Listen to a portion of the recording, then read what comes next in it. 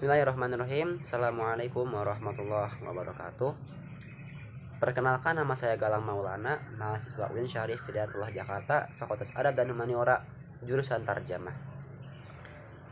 Pada kesempatan kali ini, izinkan saya untuk memaparkan tugas terakhir daripada mata kuliah pengantar linguistik Arab yang diampu oleh dosen kita, dosen Dr.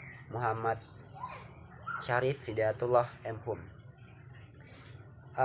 Pada kesempatan kali ini saya akan membawakan salah satu subbab pada dalam buku Cakrawala Linguistik Arab karya Dr. Muhammad Syarif Hidayatullah MHum, yakni pada salah satu subbabnya, yaitu subbab semantik dan pragmatik pada halaman 141. Sebelumnya, apa itu pragmatik dan apa itu semantik? Semantik adalah makna yang ingin disampaikan oleh satu penutur dalam bentuk ide atau bahasa atau kode dan lain-lain. Sementara semantik adalah hal-hal yang tersirat di dalam ide, bahasa atau kode tersebut yang ingin disampaikan oleh si penuturnya yang berkaitan dengan konteks dan lain-lain. Secara umum, semantik dan pragmatik itu sama, yakni mereka sama-sama membahas tentang makna dari satuan lingual. Tetapi secara konvensional, keduanya ini memiliki sedikit beberapa perbedaan. Antara lain, yang pertama, dari segi fokus, kalau semantik sendiri itu fokus kepada makna linguistik yang bersifat internal atau bersifat hanya itunya saja. Sebaliknya, kalau pragmatik itu maknanya lebih membahas secara fokusnya kepada eksternalnya, yaitu kepada konteks dan lain-lain. Dan di sini saya akan membahas tiga perbedaan daripada semantik dan pragmatik. Yang pertama, semantik ini lebih fokus kepada linguistic meaning atau makna secara linguistiknya. Dan kedua, semantik ini membahas kepada truth conditional meaning atau makna tersurat yang terkandung dalam makna tersurat dari kata tersebut yang diucapkan si penutur. Dan ketiga, semantik ini membahas kepada konteks independen atau konteks secara bebas. Dia hanya membahas satu maknanya itu. Dan sebaliknya, pragmatik ini membahas kepada use atau kegunaannya, dan yang kedua kepada non truth conditional meaning atau makna yang tersirat dalam kata, ide ataupun apa yang dituturkan oleh si penutur tersebut. Dan yang ketiga, pragmatik ini membahas tentang konteks yang dependence, yang terikat atau yang tidak bebas, karena pragmatik ini fokusnya kepada konteks yang terkandung di dalam kata, ide dan sebagainya. Pragmatik ini dia hanya menganalisis makna secara gramatikal. Jadi semantik ini dia nggak bisa dijadikan satu patokan untuk mengetahui makna yang dikandung oleh si penutur, karena dia hanya membahas secara gramatikal secara luas saja. Nah, sebaliknya, kalau kita ingin tahu apa itu maksud, apa yang diucapkan penutur, bagaimana penutur itu mengucapkan, kapan, di mana, dan untuk apa penutur ucapkan, maka kita harus melihat daripada sisi pragmatiknya. Beberapa contoh daripada ketiga hal yang saya contohkan tadi. Satu, yang pertama dari segi linguistic meaning, dari segi makna saja. Saya akan memberikan satu contoh dialog. Ketika ada satu dialog di mana ada Galang dan Udin, ya, Udin menanyakan kepada Galang, "Galang, udah sarapan belum tadi pagi?" Lalu Galang menjawab, Galang punya 3 kesempatan untuk menjawab, 3 kemungkinan menjawab. Yang pertama, Galang bisa aja menjawab dengan belum sih, cuman nanti mau makan kok. Nah yang kedua, Galang bisa aja menjawab dengan udah kok, sambil tersenyum. Dan yang ketiga, Galang bisa aja menjawab dengan masih kenyang kok. Iya. Nah, secara semantik, hal itu tiga jawaban ini tuh sama-sama menjawab kalau kalau dia tuh belum makan. Tapi secara pragmatik, ini bisa diklasifikasikan lagi. Apa konteks dalam tiga jawaban tersebut? Yang pertama, konteks dari jawaban Galang yang ngomongnya belum, tapi nanti mau makan kok, ya berarti itu menandakan mengimplikasikan bahwa Galang belum makan tapi nanti mau makan.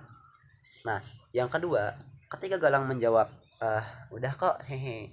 Nah hehenya itu bisa saja Galang itu mengimplikasikan bahwa dia sedang berbohong bahwa dia sudah makan padahal dia belum makan karena mungkin alasan tertentu. Dan yang terakhir, ketiga, itu Galang menjawab dengan masih kenyang kok. Itu bisa saja mengimplikasikan bahwa Galang sebenarnya nggak enak buat dia itu bilang belum makan, tapi dia menjawab dengan halus dengan jawaban masih kenyang kok, seperti itu. Dan contoh lainnya yang kedua, pada truth conditional meaning, makna secara tersirat dan tersurat, yakni ketika ada satu dialog dalam satu kelas, ketika Galang mengatakan kepada teman yang baru masuk kelas, oh lihat tuh si gajah masuk kelas. Nah secara semantik hal ini tuh nggak bisa diterima oleh semantik karena nggak logis.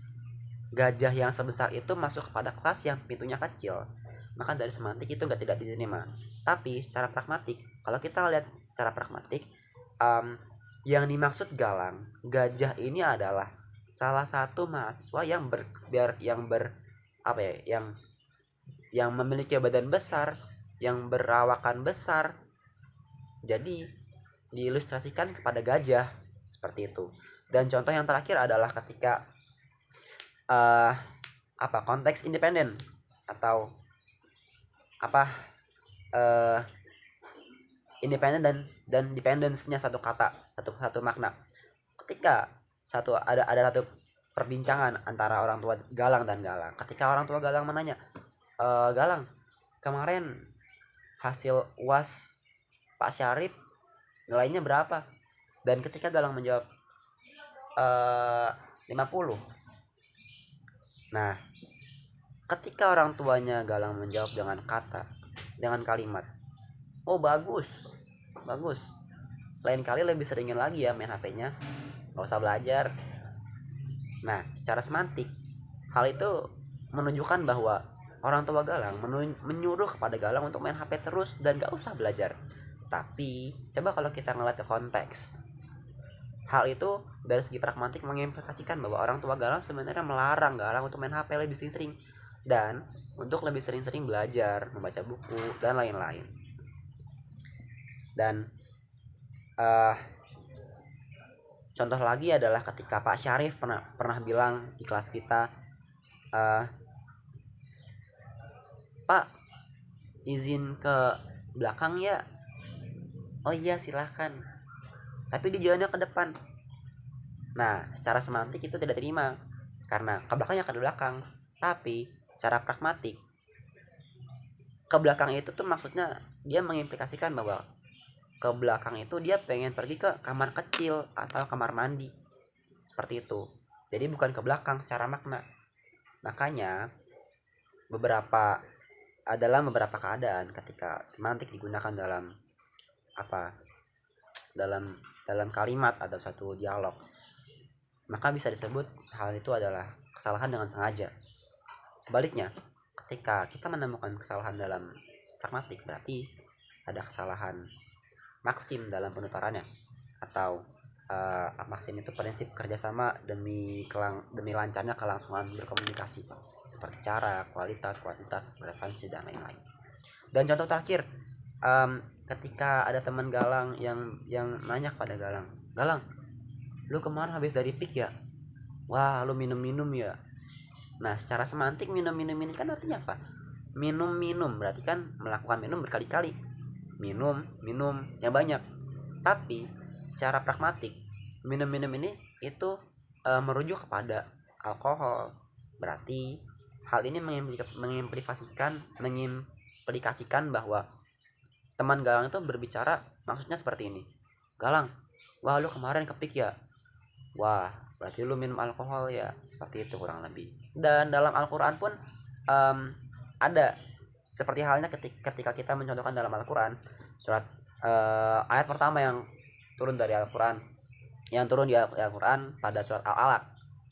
Coba kita lihat ke surat Al-Alaq ayat 1 sampai 3.